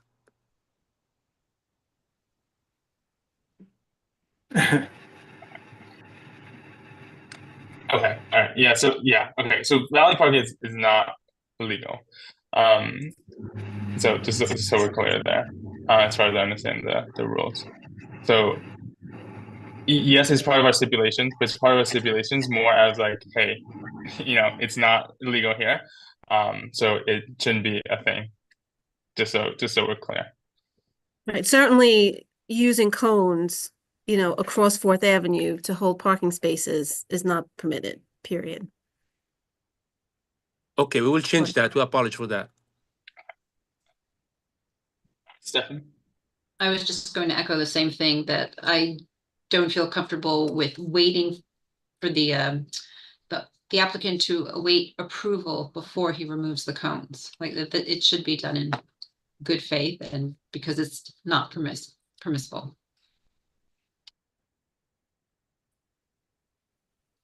Okay. Any other question? I guess, Steve, do you have another question? No. Any other? I don't see any other hands up. Okay. All right. Motion on the floor is to approve this with the same stipulations, or standard stipulations, which expressly includes that line about valet parking. All in favor for the sidewalk cafe, please raise your hand. Okay. Any opposed? Okay. 2 opposed. Any abstentions or recusals? See none. Okay, I think that passed. Okay, we'll be checking, sir, in a couple of days. Thank you. Thank you very much. Thank you so much. Thank you for your time. Thank you. Thank you. Thanks, man. Okay, team. Next, we have our final agenda item, and I'd like to thank Naomi Sampson for waiting very patiently throughout the meeting.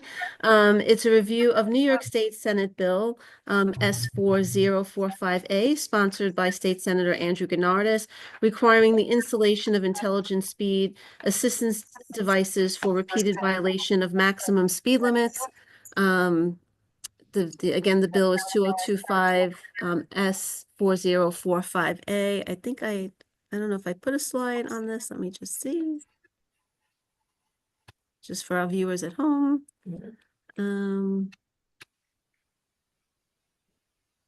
Okay. Can you see that all? Yeah. Sponsored by State Senator Granardis, also known as the Stop Super Speeder. I'm trying to get the screen. Oh, there we go. Okay. Would require drivers with repeat speed limit violations to install intelligent speed assistance devices in their vehicles.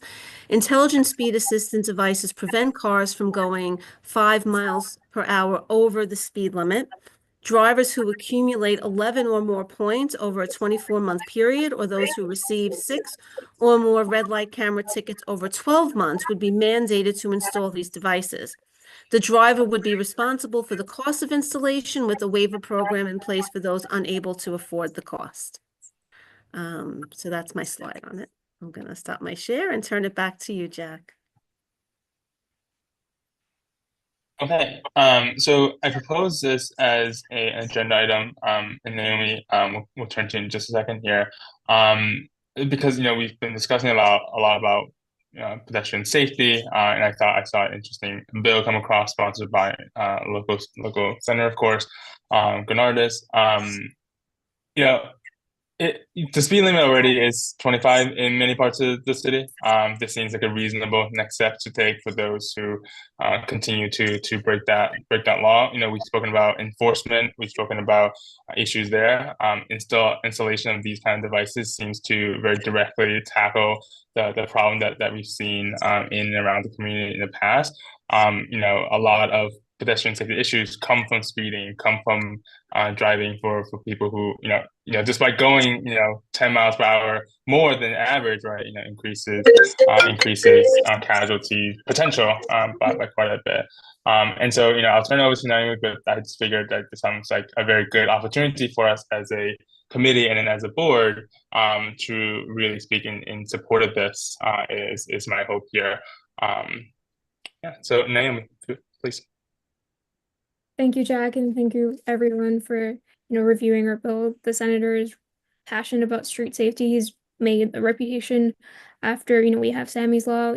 We recently, the governor in November signed a bill where we're going to be increasing the number of red light cameras in New York City and in cities across New York that have a population of more than 1 million. So this bill, the senator originally introduced this bill in 2023, but recently, 3 weeks ago, we saw what happened right here in Brooklyn, where unfortunately 3 people lost their lives, 2 children, 1 mother lost her life, and that driver actually had 20 speed tickets over a period of 1.5 years. And if you think about this bill as if this law was around, then that driver wouldn't be able to be driving, and they may possibly have had a super speed reducer in their car. And one of the things that this bill does is that if you tamper with the device, there are repercussions. If you assist someone with tampering, there are repercussions. Also, the driver would not be able to use another vehicle, and if they do, there would be a Class A misdemeanor, which is punishable of up to 1 year in prison. The senator has 10 other bills, but this is one of the bills that we're super passionate about. We have 20 co-sponsors in the Senate, and we're really hoping that this bill advances through committee into the floor where it's voted on. If you have any questions, I can try my best to answer. Thank you. All right. Any questions, discussion, comments? I see Steve on the screen and Larry in the room, and then Stephanie. Steve, did you want to go Steve, you're first, muted. then Larry? Steve, you're muted. Can you unmute yourself?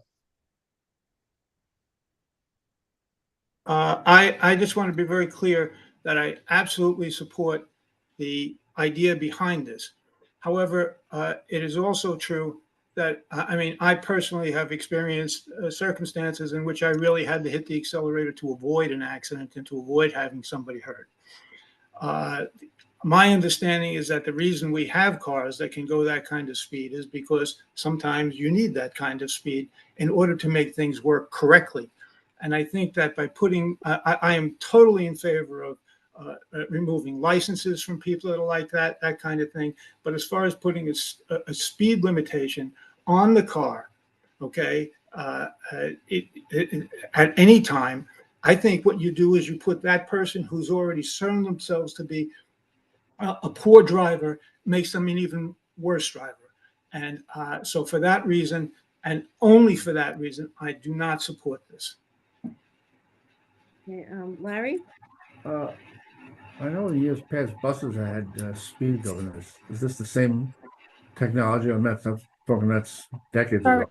That I can't hear. Yeah. buses have had speed governors in years gone by. Mhm. It's the same technology, or is this something new? So this is a little different. So the idea behind this bill is that New York City actually did a pilot program about 2 years ago. It was from 2022 to 2023, and they used the program was done with city fleets, and according to the results of the program, the drivers that had the technology installed in their cars, 99% of them followed the speed limit and didn't basically have an infraction. I mean, suppose a family member has the same car. I mean, do they going to be subject to the same restrictions? Are they going to be saying subject to, the driver with a bad record? If they're driving the same car with a bad record, is that Yes. they reflect on it? It applies even to the drivers who are not subject to this speed restriction. Yes, it would be in the same, as long as they're using the same car, it would be the speed, the super speed limiter would apply. And a thing to just like keep in mind is that the drivers that are going to be affected by this are drivers that have, proven themselves to have a poor record. And when you look at the data, there's a specific number, and it's a small fraction of drivers that are, that incur these offenses on their record. So, although there are going to be certain family members and whoever uses the same car, they're going to be displaced. We're hoping that by having this pilot program, we can deter drivers from, going out there and driving recklessly. Stephanie? Thank you. A couple of questions. One, first, the technology. It responds to the speed zones in different areas. So if you're driving on the street versus driving on, let's say, the Belt Parkway, it knows. Yes. Okay. And in terms of enforcement, what is the mechanism? Because if someone's at the threshold of needing to have this technology installed in their car, shouldn't their license be revoked first? Okay, so I'm glad that you mentioned that. So in the bill itself, the option would be either their license is revoked or they're gonna have the device in their car for at least 1 year. So the way that if this law is implemented, whichever is a longer period of time. So if the judge opts for the option of we're gonna, have your license revoked for 2 years, and that would be the methodology that would go, and the device wouldn't be placed. So it's up to the discretion of the judge. Okay, then continuing with enforcement, if someone has already received 20, violations, 20 fines, and no one has followed up on it, where's the extra staffing, or who now will follow up on it and ensure that an individual who may have more than one car, which was the case of the woman who hit those 3 individuals, unfortunately. So how does that work itself out? So in terms of the actual enforcement of this, that would be up to the DMV, and the commissioner of the DMV has to propagate certain rules when it comes to enforcement. So when we're doing the body of law, there are certain things that we can stipulate, but in terms of enforcement, there's certain discretion that the commissioner of the DMV has. Okay. Thank you. Yes, Larry has his hand raised, Jack, in the room. It seems to be installed on the vehicle. Now, suppose someone, sells the car or buys a new one. How is that going to be? Is that going to be implementation of how the transfer from the device to the new vehicle? So basically, one of the statutes in the bill says that when the 1 year period is up, or however long the speed limiter is going to be. It's up to the driver. They're tasked with the responsibility of going to a specific site for it to be removed, and they're going to be penalties, which haven't been expressly written out, but there are penalties if you don't go to get it removed. Or have it transferred to the new vehicle. Same Sorry? idea. Or if it's transferred to the new year, they have to transfer it to a new vehicle. So the driver would have to basically make that disclosure so that the device can be removed and placed onto a new vehicle. Stephanie? If someone were to buy a new vehicle, would that not, the whole registration process, wouldn't that be part of a discovery? That they already have this instrument on one of their old vehicles? I don't know.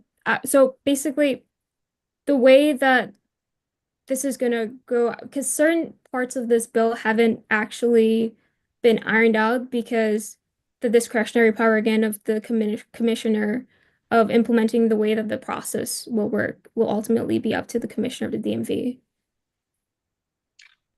I have a question. Is there any other type of program like this in the nation or around the world, like in terms of comparative benefits or costs there?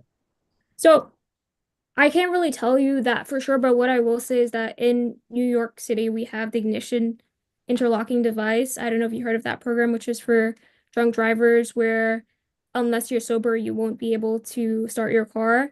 And it's a pilot, and that program has been proven to be successful. So it's kind of following that program.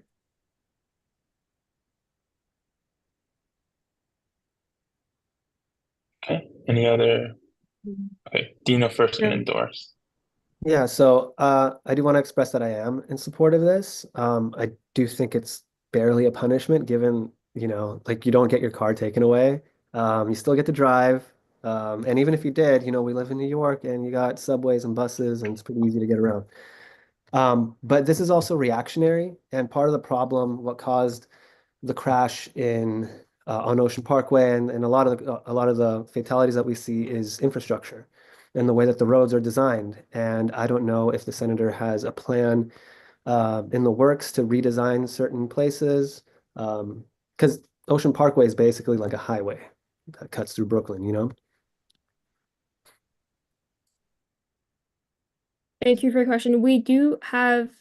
I can get you the exact bill number, but we have, I think, at least two bills right now that have to do with street design. And, the senator recognizes that, sometimes the infrastructure that we have can incentivize certain drivers to maybe go faster because, it's wider. And I will get those two bill numbers for you of like bills that we're working on in terms of like street design and making sure that it's, safer for pedestrians and incentivizes drivers to not drive as fast or engage in reckless behavior. Okay, thank you. Doris? Yes, excuse me. I support the concept. I think it's a really important issue, but I think there are too many details that have been brought up tonight that need to be addressed. I think there needs to be much more focus on the issues that were brought up here and how to deal with that before this moves forward. Okay. Yeah, I mean, I largely agree with that, right? Like, it's important for the details to be ironed out. But it's good to hear about the general support for this idea. It's a very strong idea, in my opinion. Of course, like, whether, when you apply for a license renewal, you double check to see whether the car has a governor on it or not. Like, the logistics of that, like, it has to be up to like DMV and like the actual things there. It's not going to be written in law of that kind of frequency, but more details, the better and more helpful for us. All right, Stephanie, you have your hand up. Yeah, I just wanted to say again that I do support a measure like this or this measure, but too many details that haven't been ironed out. And I just want to say I don't disagree with Dino in terms of street design, but in the particular case on Ocean Parkway, that was so egregious and that was a recidivist driver. And I don't see where this is sufficient punishment for someone like that. And it goes back to earlier enforcement with so many fines, so many tickets. this is a great start. Thank you. Staley? I'm also in support of this. I think it's worth noting that this has been a National Transportation Safety Board recommendation on the federal level for several years, for car safety. And so it's good that we're one of the states that's now looking to implement this. I think that you know, I think we all want to throw the book at those really egregious and dangerous drivers. And maybe this bill is not for some of those folks, but I think who it is for are people who are starting to become drivers like that. Like, I see this as something that can sort of interrupt a young driver who is driving recklessly, and maybe teach them a little bit of responsibility, that then they can go on to live their life driving safely. So I think it's great. I'm in full support of it. Okay, Steve. Oh, Steve, you're on mute. I just want to be very clear. I am absolutely in support of doing something here in order to solve the problem. But I think that what we're creating here is another problem, because it is not rare. I mean, the automobile manufacturers have always said they build in the speed in order that you can also avoid accidents. And when you just say you're going to give them an extra 5 miles an hour or something like that, I'm sorry, that guy might need 6, he might need 7 under the right circumstances. You cannot predict what kind of an accident is going to occur, and he needs that. I think there are other things that can be done that would be just as effective. I don't think this is the thing. Steve, if you don't mind, we're always welcoming, new policy ideas. And if you can, share with me, I am on the ledge team of ideas that you think that might be better suited. I'm happy to let the ledge team know. To be clear, I did not say that something shouldn't be done. I'm saying that I'm looking at this particular point, and if you don't understand why this is more dangerous, or at least as dangerous, because a person cannot speed up to get out of an accident when someone's hitting him from the right and he has to hit that gas real hard. I'm sorry. This is a mistake. I think that has this been run through, for example, the automobile manufacturers who understand these types of things when they run tests all the time? And it doesn't sound like it has been. I think that the idea where you're going is good. This particular solution is not a solution at all. I think it just makes things more dangerous ultimately.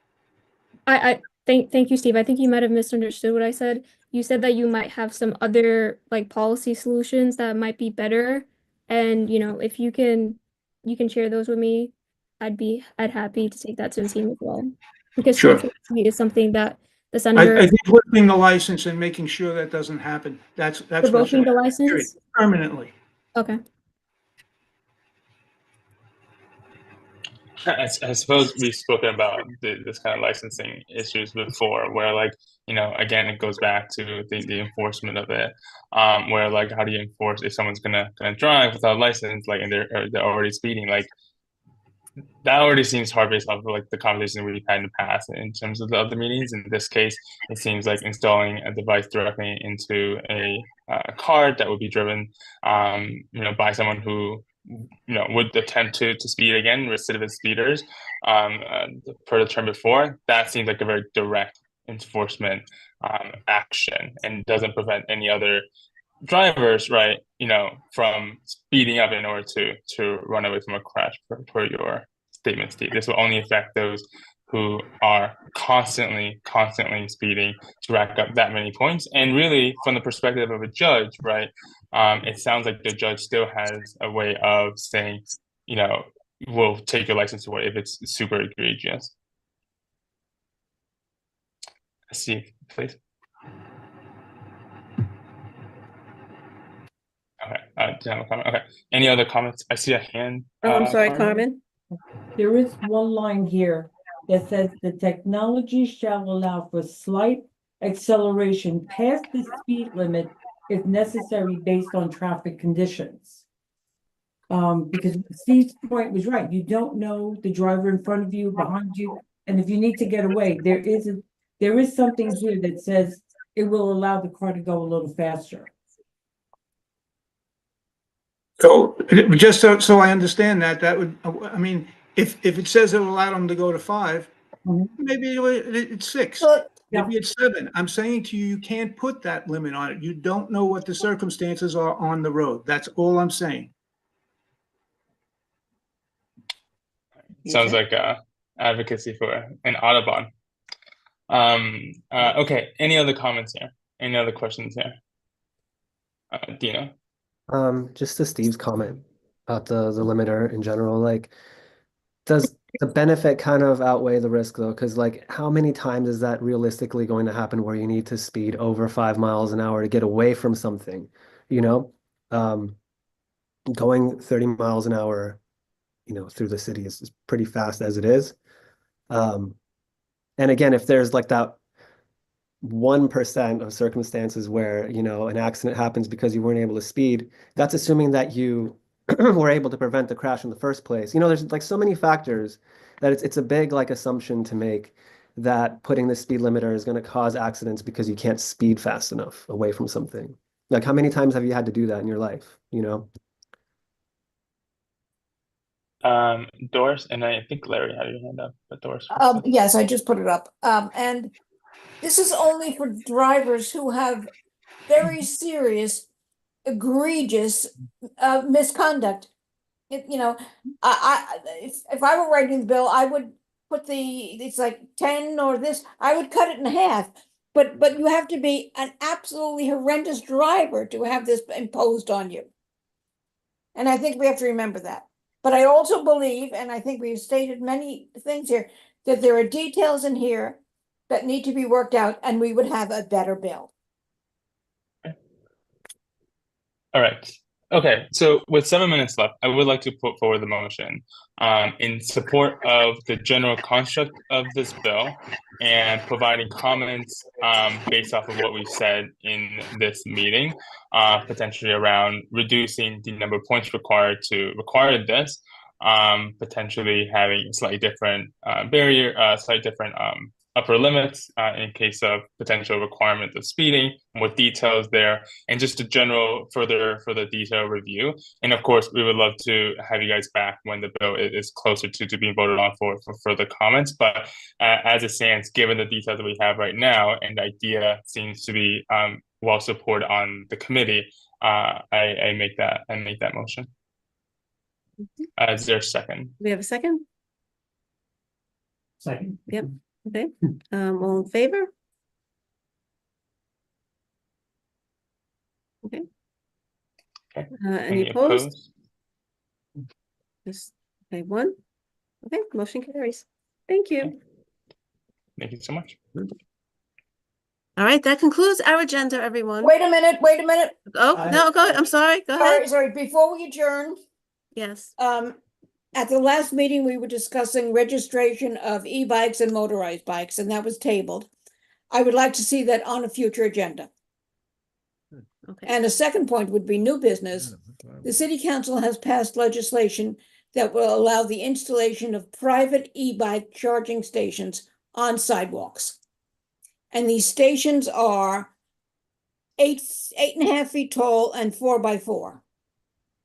And from what I can read, there is nothing in there about sidewalk clearance and how the bicycles would charge. So I think we need more information on this, and I'd like to see it on a future agenda. Noted. Staley? I have a question, and there may be emotion will come out of this question. So we were talking about the valet parking with with Ponte Vecchio. I myself bought some tea from one of our previous applicants, and outdoors they have everybody smoking. They have ashtrays outside, which they're also not supposed to have. So I feel like as we we go into the summer, I feel like we are the ones that are going to be watching out for a lot of this stuff. I'm pretty sure nobody is going to enforce any of this stuff. And so my question is, what can this committee do on its own about that? Like, I'm asking you, Josephine, are we allowed to like send a letter to that? We can, right, restaurant? yeah, we can do both. We Okay. can send a letter and say, hey, it's enforceable. We have a stipulation agreement with you, and we're going to request enforcement of not only locally, but from the, from the police department, if it's, say, blocking a crosswalk, or if it's double parking, or if it's, valet, but also the Department of Transportation in regard to sidewalk cafes it does have now an enforcement arm. So we can easily request enforcement. Is that something that this committee can do directly, or is this something that the full board has to do? No, we could do and I mean, we've already voted as a board to support stipulation, so the enforcement of that could come directly from the district office. So, committee members can do it individually, or you can send it to me and I can organize and actually send them so we could keep track of those requests for enforcement. Both on the ground to have a response when it's happening, and two, upon renewal of the applicant, so we could keep track of how many complaints and what the disposition of those complaints are. So that's great. I was actually thinking that we might have to go to the larger board about asking for sort of like the ability to do all of that. That's awesome that we can do all of that. I think maybe over the course of the next 1 or 2 meetings that we have of this committee, I think we should start thinking about a more formal and sort of prescribed process when these violations occur, right? So we're not making it up every time, like how we're going to address it. Maybe something like a phone call followed by a letter or something like that, right? Some sort of process where we can kind of nudge these folks to follow the stipulations that we. Well, we have a process in place for liquor licenses where we will send, either an email or a letter to the applicant. If it's something that's immediate, like or egregious, for example, noise complaints, we will notify the precinct for enforcement. If it's double parking, we advise people, especially, even residents, and if you're nearby and you're out there. You can tell them, every time I see something, if I'm not sure. Yeah. I'm here, I live around the corner, so I'm here almost every day with something. I just wanted to throw it out there. I think it's something that, I unfortunately, I do not think we can rely heavily on the police, to take care of a lot of this stuff. I think it has to be us. I get the sort of best nudging results. them, The best results are working directly with the Exactly. restaurant or the agency. Yeah. And that's always my first step. Exactly. But the second step is requesting enforcement. We're a referral agency, so that's what we do. But we do always try work first with the. Many years ago, we had this valet parking issue. I remember I came by, I wanted a special sign for valet parking. It's having a red circle, of a green circle, say valet parking, where it would be. Yeah. There was one thing that came, that's decades ago, but. Yeah, we've taken the first step by adding that specific Okay, issue to our right. stipulations, and I think now going into the summer, we can use that as leverage For sure. to make some change in that No, area. for sure. Okay, any other business to raise? Happy Easter, everybody. Okay, we're 1 minute to 9 o'clock. Very good. Thank Great. you, Thank you, everyone. Thank Have a you, good night. Naomi, for staying the